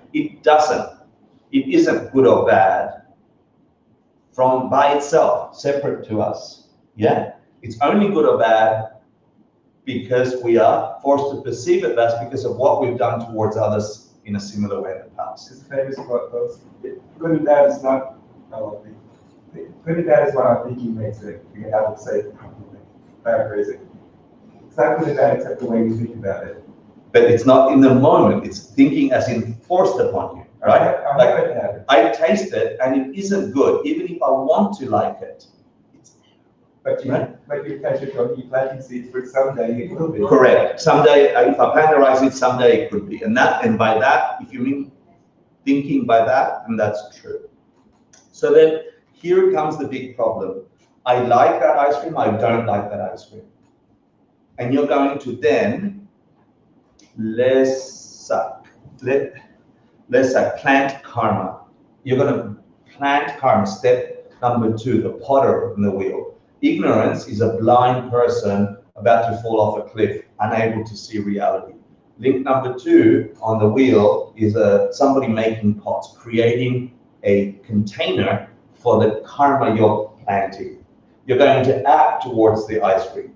Yeah, I'm going to taste and go, this is stupid, Stephen. This is yuck, Stephen. It's revolting. I'm going to throw it away. I'm going to not take care of it. I'm going to do a whole bunch of activities based on my misperception that that thing has a quality, and every action that I do towards it is being recorded in my mind, and most of the actions about the things I don't like all of the actions that I do towards the things I don't like have that self-existent quality, which is layering more and more and more that things have a nature, and I'm going to grasp onto the truth that that is garbage and my thing is good. Eventually we're going to have a fight about it because I'm right and he's wrong, and every action I do in relation to that is inside of me, ready to pop into my reality, creating conflict in my own world later. And I won't know where it came from. I forgot that I fought with Stephen about the garbage in the freezer.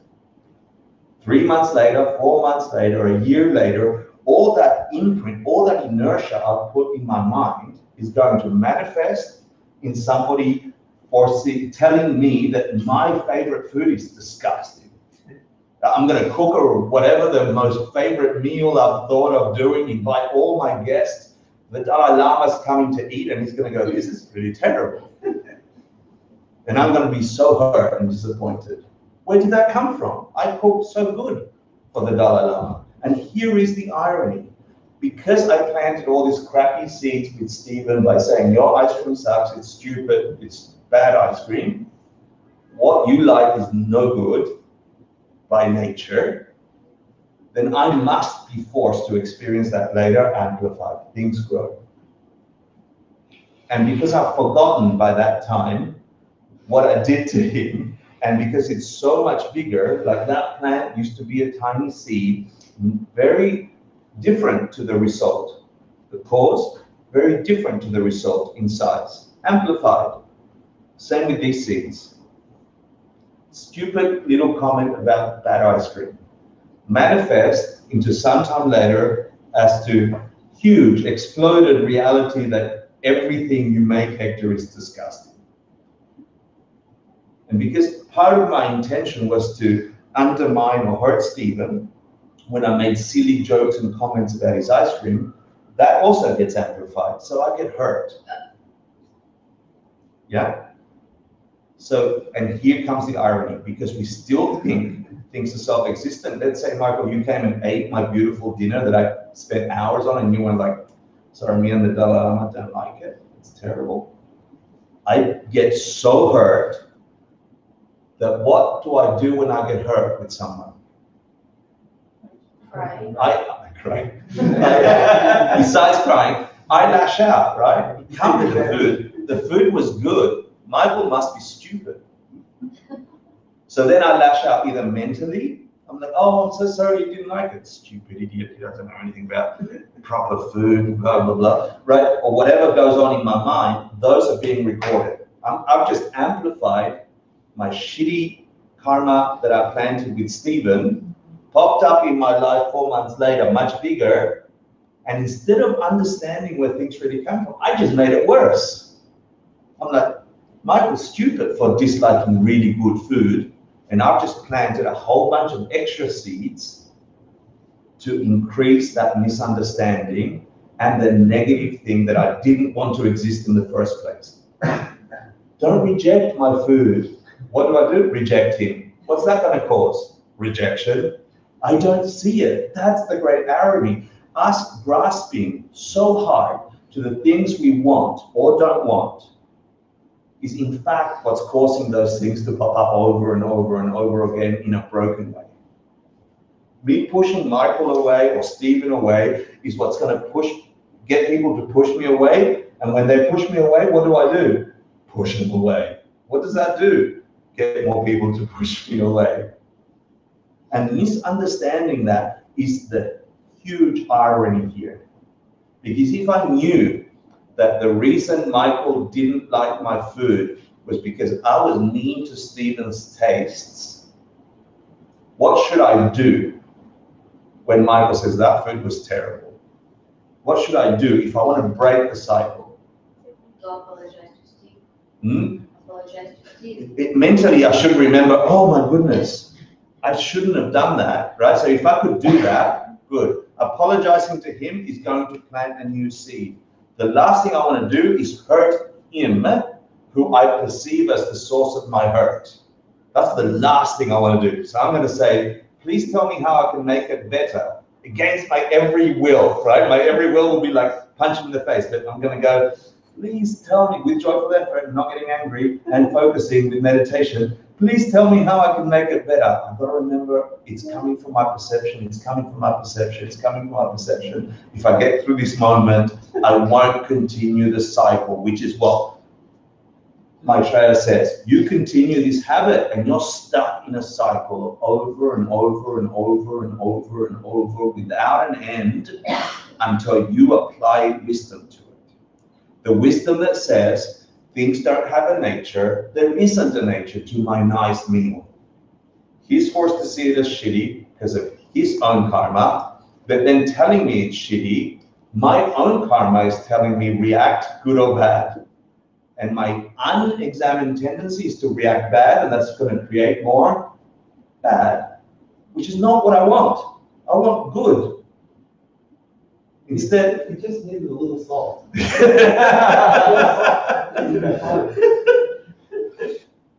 So the sixth step is we don't even see this inertia. It's happening millisecond to millisecond. It's happening every conversation we're having. It's happening as you're brushing your hair in front of the mirror. It's happening as you wipe your butt on the toilet. Everything you do, we are loading everything with this misconception. And every intention we have behind it, it's loading our minds to create more misconceptions with that broken thing. And then we're stuck in this continuous cycle that doesn't seem to have an end. But is there an end? Can you break it? That's the theory of this. Yeah. If you understand where it comes from, then you can break it. Where would you break it? What's the root? Misunderstandings. You have, so in order to break it, if I can summarize the entire book, you get this theory down in your mind. Things don't have a nature. Investigate that until you say, oh, that makes sense. If it's true, then everything I do counts. So I'm not doing anything that I wouldn't want done unto me. How's that? Have you heard that before? Do unto others. Yeah? All of a sudden, all this weird stuff seems to be having messages for us. Yeah, wisdom from centuries, from all traditions seem to have meaning. Do unto others. Why? Because you have to be nice to terrible people? No. Are there terrible people in your life? Yes.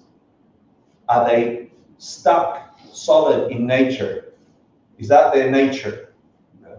Is that how it appears? Yes. Yeah. How do you break that? It's going to start changing behavior. You change your behavior. And here, that's what practice is for. So in order to actually have enough strength of mind, focus, shamatha, to do that, you need to meditate. You need to see what I just said in a meditation, in your own mind. Maybe go back to a point where you were really angry at somebody rejecting your meal. Yeah, and see how that meal couldn't possibly have that nature. And yet I was so offended when someone made a subtle comment. Did my offendedness come from the comment? Look for it. You won't ever find it. Because that comment made the person that made the comment happy because they made a comment. Made you unhappy. The words didn't have make you happy, unhappy. Where did the unhappy come from? It must have come from me. Who put it there? Me before.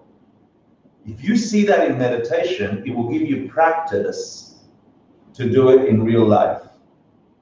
Next time something terrible happens to you, you're at least going to have a tiny gap of not planting more of what you don't want. And then you can break. If that's breakable once, then everything is up for grabs. Every experience you've ever had can be transformed into vegan ice cream that tastes beautiful, not terrible. You can transform vegan ice cream to actually taste good. I haven't done it yet. That's like a superpower, right? Stephen's done it. Well, you can also do something else, which she said that's even more important. You can respect his right to have different tastes. But it's more than that. It's more than that. It's actually understanding that the fact that you see it differently isn't anything to do with the taste or his choice of taste or anything like that. The fact that I even conceive of a conflict is also coming from me creating conflict. Yeah, that's the thing. Yeah, the sole and total responsibility for the way this universe works comes from me.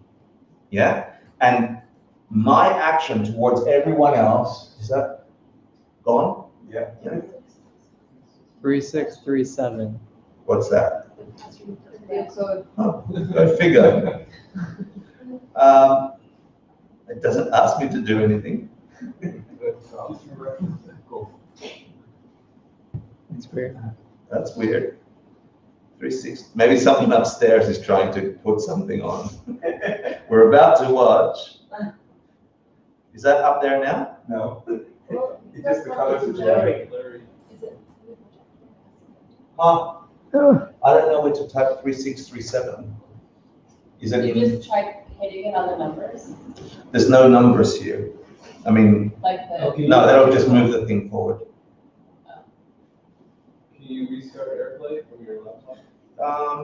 I can try. Yeah, connect to Apple TV. I just checked it and it is connected, so I'll turn it off. Oh, you're back. Oh, and I'll do it again. Don't call me Hugo. Yeah. Okay, you got the unending cycle now. I do? Emptiness. Great. Now you have fear of emptiness. I'll give you a quick rush through what we're going to cover. You guys are there? Not yet, you are. Okay, we'll go here. We'll cover this next week in more detail.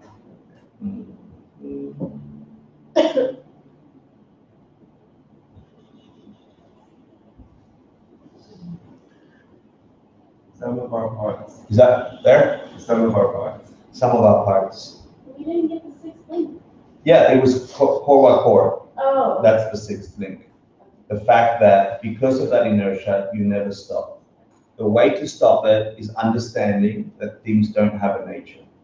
To understand that, you have to meditate. You have to study it, you have to meditate. You also have to act on it. And then act on it. Yeah. Act on it with an intellectual understanding. Yeah. So prove it to yourself. Does this thing have a nature? Is this pen from its own side? You know the answer. Is it a pen? Yes. Does pen exist in there somehow? No. Prove it. Dog tutor. Yeah. Therefore, where does it come from? It comes from here somehow. So something in here is making that this. Like produces like. So whatever I've put in here is giving me the qualities that are here. Disgusting ice cream comes from? What would getting dissatisfied when you're trying to eat food come from? What kind of seed could I have planted to have a revolting experience of something. Creating a revolting experience for somebody else. Yeah, but much tinier, because result is bigger than the cause. So at a very almost unaware level, yeah, I give something that maybe I don't like to someone else. It's like, this is really shitty green stuff. Oh, you want to have it? I just planted decades of hating drink. Because I am aware I'm not into this. Sorry, I am. Yeah. But if I wasn't, if I thought this was disgusting and I'm, oh, it's so nice to see you here. The action looks good from the outside. I am very aware I think it's garbage. Yeah? So I just recorded that being nice, I just gave her garbage. And she now has to taste garbage and I get to feel good for myself in the moment. But as that seed ripens, becomes a bigger thing, everything people give me for me to take begins to taste like garbage. Or I'm like, why are you giving me vegan ice cream? Don't understand. Vegan ice cream that you don't like came from you giving people food they don't like. Vegan ice cream that you love came from you giving people things to eat that you like. Then check that out. Yeah, you know that they like. That you like and that you know they like. Yeah. Good. And then all of a sudden, if that is true, then every other Buddhist practice makes sense, and non-Buddhist practice. Be kind to others. Give to others. Turn the other cheek to others. Educate others the best you know. Don't get angry. Look at your mind, meditate. All of it makes sense. Because why? You're looking for the holy grail that turns the never-ending cycle and stops it in its tracks. And then you begin to plant the seeds that can completely release you from the illusion that you are sure is so real. It never was real. Not the way you thought it was. And that's the best I can give you for the essence of the 9th chapter. Understanding this and then applying it to everything you like and everything you dislike with equal wisdom, including the thoughts you have about yourself. If you don't like aspects of yourself, that's also changeable, but it's not changeable by having green drinks and vitamins and going to the gym. Now, they might deliver the potency of the seeds in your consciousness. Yeah, because yes, this is a pen and it writes for us. It delivers the karmas we've planted. You need this to deliver the karmas. Make sense? So I'm not saying you can get over depression by not doing anything. You might have depression, you go to a shrink. Sometimes it works, sometimes it doesn't work. It's not in the shrink. Where is it? It's in the charged up energy you've put in your mind, the karmas. Because shrink and depression are empty of having a nature. Your capacity to be forced to perceive it a certain way, my mind is depressed, my mind is not depressed, doesn't come from doing stuff to your mind. It comes from you doing stuff to other people's minds. And if you've planted the seeds to take care of other people's minds and make sure they are uplifted and rejoicing, etc., then you can turn up to a shrink or turn up to a bus station and sit next to a lady and she says 2 words to you and like, oh my God, you just changed my world. Thank you. It didn't come from the action, but you need the actions. Yeah? Does that make sense? Yeah. So that is true for every object. And for a long time, I got stuck looking at objects. But the real change happens inside of you. You can change every quality in your consciousness, from feeling limited to feeling freedom. from being human to being superhuman, because you don't have a nature. From your mind having a limit to the understanding of reality to this, to not, to everything. Because it's all dependent on what you put in your mind, and then you just wait. It's like sowing a field with seeds. You don't sow a field with seeds and then instantly you get a forest. You have to water it, you have to wait. The trees then grow and become more trees and seed again and seed again. And in fact, we're currently walking through an unintended forest that has a misconception as its basis. Every hurt that you bump into in the forest is you doing bad shit to other people in the past. Sorry. Every beautiful tree with fruits that you walk in the forest is you unintentionally being nice to other people in the past. Sorry. You want more happiness? Be more happy. Help other people be more happy. Then your forest begins to change to more of that. Oh, but not those people. Then you're going to have a little patch in your forest, but it isn't so nice until you understand this so well that there is no other way to transform your own mind, your own life, your own heart, than to make sure other people's minds and hearts are in exactly the same state that you wish yours was. Happy, joyful, at peace. Because they deserve it. Because they are you. They are human. You're human. They have a mind. You have a mind. They don't want suffering. I don't want suffering. They want love. I want love. They want peace. I want peace. So then you and me, and you and me, and you and me, and then this book is the shortcut to transforming everything. Because what it will force you to see is that there isn't a single person in New York or the planet that isn't your own reflection.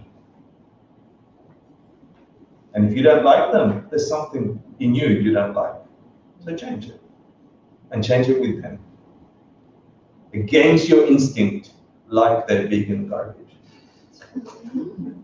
And with that, I'm sorry it took longer than expected. Let's just dedicate, and I'll cover it next class. Yeah. Sashi Bukir Jushin Namatotram Rira Lingshi Ninde Hadi Sange Shindu Nite Wargi Rokun Nanda Shinla Chiparsho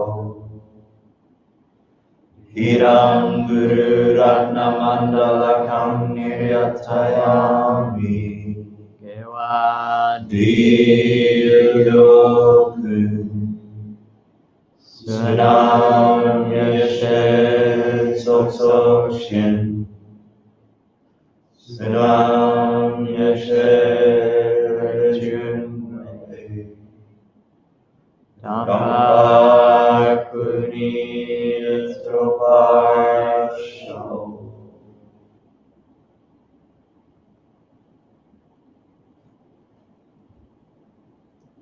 Thank you for letting me ramble on, and I hope that when you make eye contact with your next person, you realize that they're not the way you think they are. They could, in fact, be your ticket to freedom if you understand that they have that potential, because that potential is you. Thank you. Finish. Yeah. Couple of announcements. This weekend, our yoga director, Allison Joy, and another teacher here, Sierra, will be leading a restorative event, which is like 2 hours of restorative. And then aromatherapy. And then not next week, but the following week, we have a visiting teacher named Earl, and he's going to be teaching on Tantra, and that will be October 16th. So Earl is a dear friend and wise yogi. He did 3 years silent retreat He teaches with us, Sarah and I, and a few others in China, the kids program. He's going to be teaching at the meditation teacher training, but we've asked him if he could please give us a hint of what it would take to accelerate these practices, so you don't have to wait years and years and actually go into like the secret or esoteric practices in Buddhist thought, which are called Tantra.